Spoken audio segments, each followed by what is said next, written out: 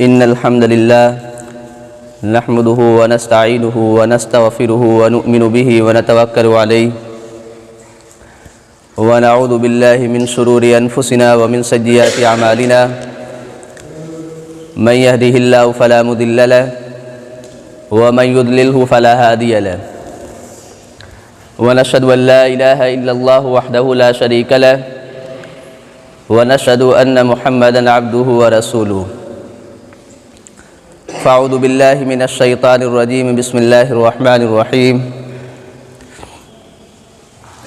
يا أيها الذين آمنوا قوا أنفسكم وأهليكم نارا وقودها الناس والحجارة عليها ملائكة غلاظ شداد لا يعصون الله ما أمرهم ويفعلون ما يؤمرون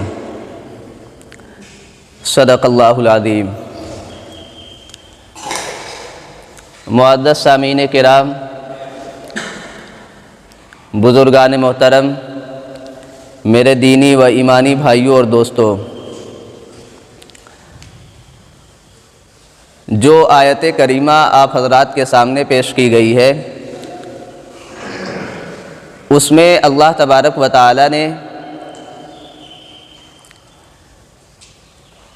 گھر، خاندان اور بچوں کی تربیت کے سلسلے میں ایک اصول بتلایا ہے اور ایک ذمہ داری کا احساس دلایا ہے کہ ہر آدمی ذمہ دار ہے اپنے ماتحتوں کے لیے۔ صرف اس کے لیے یہ ضروری نہیں کہ وہ عبادت کر لے اور اللہ تبارک و تعالیٰ کے بتائے ہوئے راستے کو اختیار کر لے، اور جو اس کے ماتحت ہیں اس کی وہ فکر نہ کرے، دوسروں کی اصلاح کی فکر نہ کرے۔ اسلام نے اس اصول کو نہیں اپنایا۔ تو جو آیت کریمہ آپ حضرات کے سامنے پیش کی گئی ہے، یا ایھا الذین آمنوا قوا انفسکم واہلیکم نارا وقودھا الناس، اس میں اللہ تبارک و تعالیٰ نے مسلمانوں کو مخاطب کیا ہے کہ اے ایمان والو، اپنے آپ کو اور اپنے گھر والوں کو اس آگ سے بچاؤ جس کا ایندھن انسان اور پتھر کو بنایا گیا ہے۔ کہ صرف یہ نہیں کہ والدین اللہ تبارک و تعالیٰ کی عبادت کریں اور اس کے احکامات پر عمل کریں، اسی طریقے سے جو بھی ذمہ دار ہیں وہ صرف اپنی عبادت اور اچھائیوں پر عمل کرے۔ اس کو تو اللہ تبارک و تعالیٰ نے حکم دیا، اور ساتھ ہی میں اس بات کی بھی ترغیب دی کہ بھائی جو بھی آپ کے ماتحت ہے ان کو بھی اسلامی تعلیمات پر عمل کرنے کے لیے ان کو رغبت دلائی جائے۔ تو آج ہم جس عنوان پر گفتگو کریں گے وہ اولاد کی تربیت ہے، چونکہ نسل انسانی اور سماج اور معاشرے کی کامیابی میں ایک بڑا کردار بچوں کا ہے۔ آج ہمارے سامنے جو چھوٹے چھوٹے بچے ہیں، یہ کچھ سال کے بعد یہ سماج کا حصہ بن جائیں گے۔ تو ان کی تربیت کے لیے اللہ تبارک و تعالیٰ نے اور حضور صلی اللہ علیہ وسلم نے احکامات اور فضائل بتلائے ہیں۔ ہم جانتے ہیں کہ جن کے بچے محنتی ہوتے ہیں، پڑھنے لکھنے میں تیز ترار ہوتے ہیں، سلیقہ مند ہوتے ہیں، باصلاحیت ہوتے ہیں، وہ اپنے والدین کا بھی نام روشن کرتے ہیں، سماج کا نام روشن کرتے ہیں، گاؤں محلے کا اور ضلع کا نام روشن کرتے ہیں۔ لیکن اس کے بالکل برعکس جن کے بچے بے ڈھنگے ہوتے ہیں، ان کو سلیقہ نہیں ہوتا، وہ بے ادب ہوتے ہیں، کامچور ہوتے ہیں، وہ خود تو اپنے والدین کا بھی نام بدنام کرتے ہیں، سماج اور معاشرے کا بھی نام بدنام کرتے ہیں، اور ایک طریقے سے وہ سماج پر بوجھ بن جاتے ہیں۔ تو جس طریقے سے بڑوں کا کردار ہے سماج کو ترقی دلانے میں، اسی طریقے سے جب ہمارے بچے چھوٹے ہیں ان کو چھوٹی چھوٹی باتوں کو سکھلایا جائے، بتلایا جائے اور تعلیمی میدان میں ان کی سرگرمیوں کو دیکھا جائے۔ اب صرف ہم یہ سب باتیں سماجی لحاظ سے نہیں کر رہے ہیں، یہ اسلامی تعلیمات کا ایک حصہ ہے، جیسا کہ ابھی آپ حضرات کے سامنے اللہ تبارک و تعالیٰ کی آیت میں نے پڑھ کر سنائی ہے۔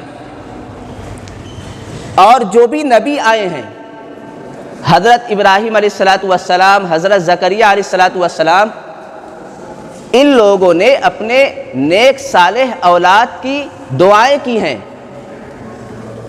حضرت ابراہیم علیہ السلام نے اللہ تبارک و تعالیٰ سے دعا کی، رب ہب لی من الصالحین، کہ اے میرے رب مجھ کو نیک بیٹا عطا فرما۔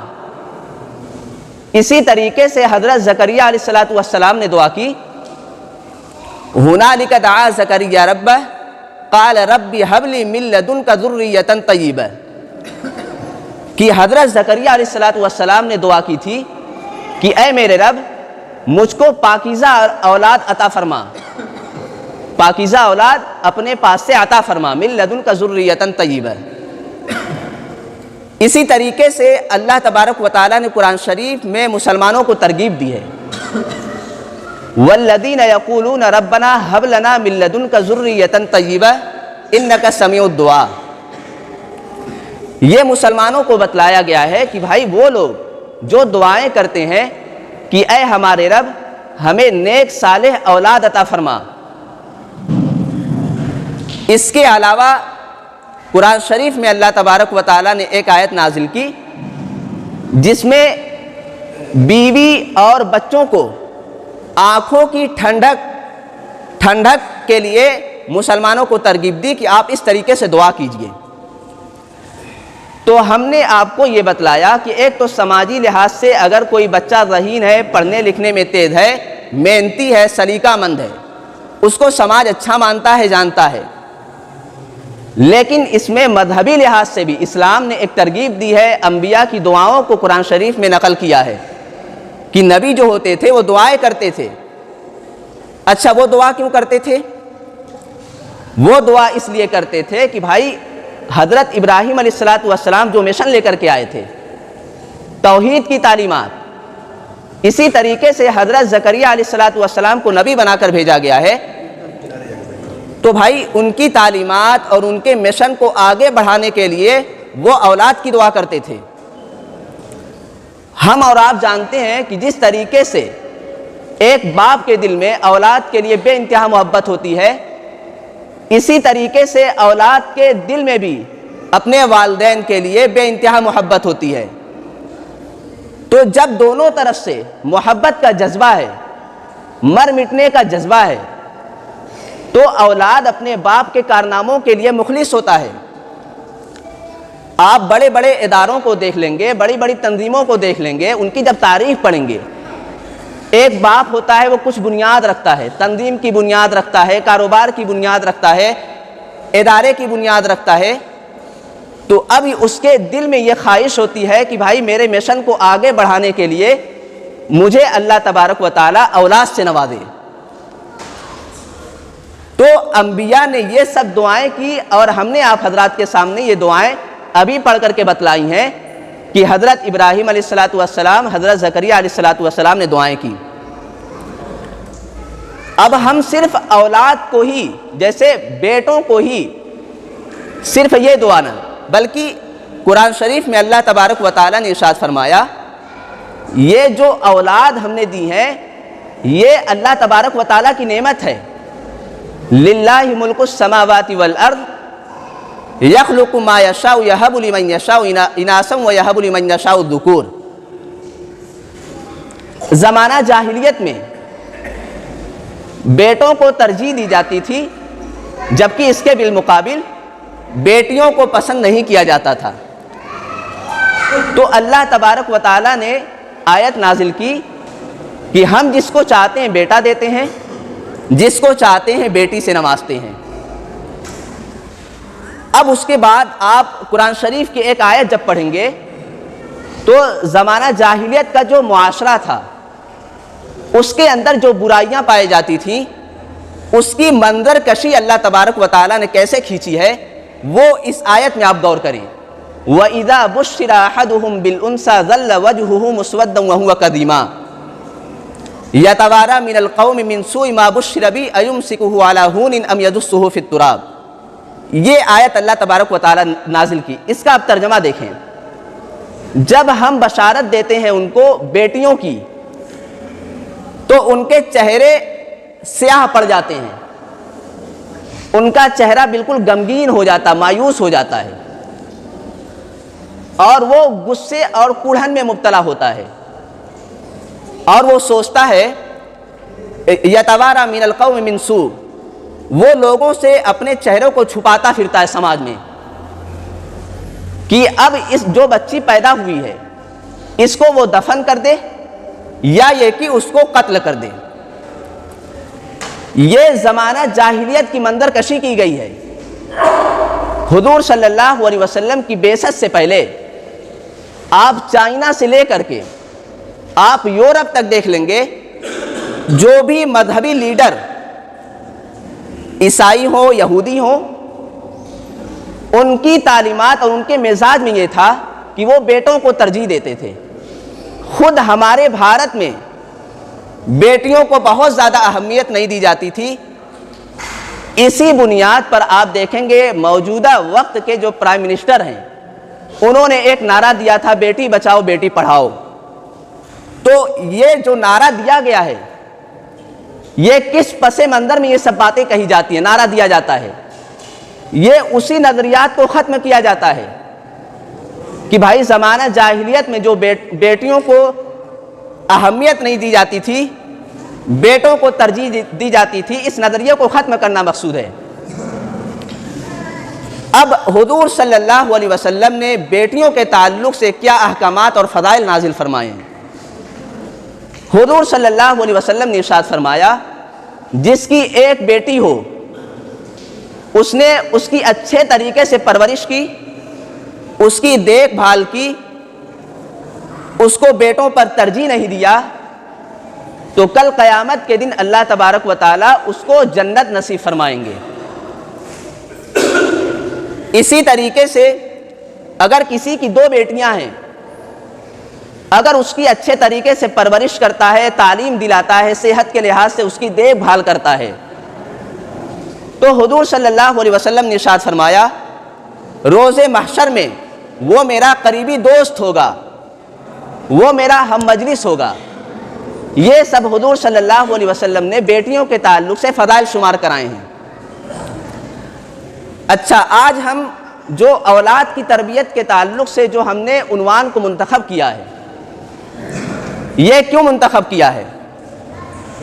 آج ہمارے بھارتی سماج میں ہم خاص مسلم کمیونٹی کے بارے میں بات نہیں کر رہے ہیں.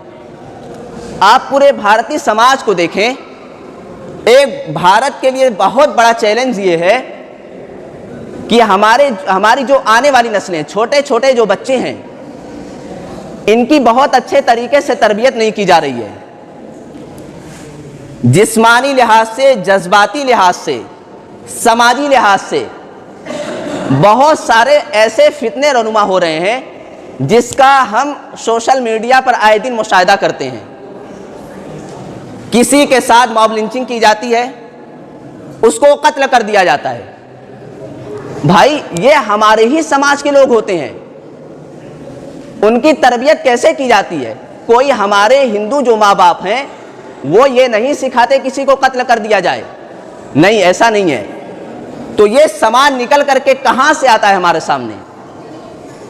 اسی طریقے سے عقائد اور نظریے کے لحاظ سے ہمارے بھارت میں الہاد اور ناستک جو مذہب کا انکار کر دیتے ہیں, اس کی طرف بہت تیزی سے بڑھ رہا ہے.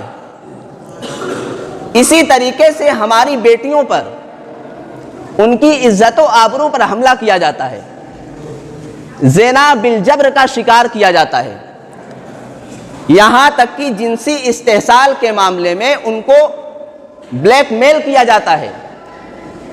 تو بھائی اب یہ سوال اٹھتا ہے کہ یہ لوگ کون لوگ ہوتے ہیں؟ جو ہمارے سماج میں فتنہ پھیلاتے ہیں۔